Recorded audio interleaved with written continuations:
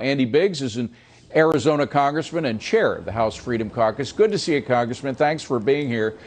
Before we get to that meeting yesterday, Joe Biden has come out today in his first press conference in about 100 days, close to it anyway. He said that it is dereliction of the president's duties whether or not he knew about the intel report or not. If he knew about it and did nothing, that's dereliction. And if he didn't know about it, it's dereliction because he didn't know about it. What do you say? I say that that's the most convoluted rationale I've ever heard.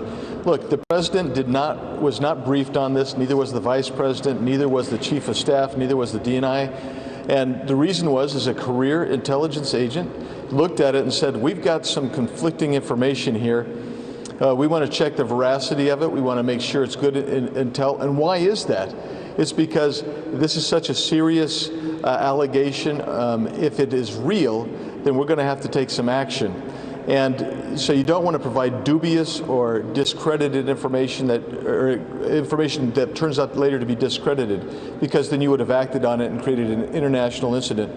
That for Joe Biden to say that is actually reckless and irresponsible, because just the New York Times piece coming out has really caused us harm, and he doesn't help matters when he makes those kind of allegations. Let me actually quote the CIA director, Gina Haspel, who spoke to that point of what the leak might have done. She said, preliminary force protection information is shared throughout the national security community and with U.S. allies as part of our ongoing efforts to ensure the safety of coalition forces overseas. Leaks compromise and disrupt the critical interagency work to collect, assess, and ascribe culpability. She's saying that our national security was harmed as a result of this leak. How do you plan to figure out who leaked it? Well, I've requested, and I think that they're going to have the Department of Justice and others investigate this, because a leak is a serious thing here.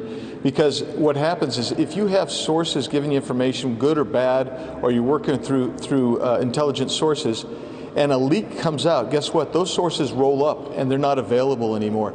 And you keep our folks in harm's way. We can't even assess the actual threat. That's the shame on the leaker, shame on the New York Times for publishing it, shame on Joe Biden for making those allegations. Yeah.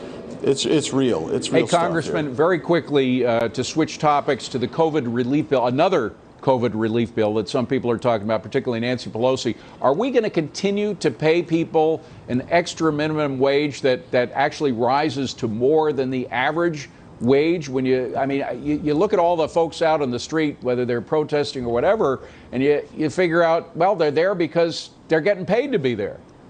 Yeah, Nancy Pelosi, if she has her way, she said that she wants to extend it and actually increase the pay through next spring. In reality, it may go away November 4th, the day after the next election. Yeah, I think that's the day that's more important for her. Yes. After that, she may be willing to compromise. Congressman, great to see you. Thank you very much for coming in today. Appreciate it. Thanks, David.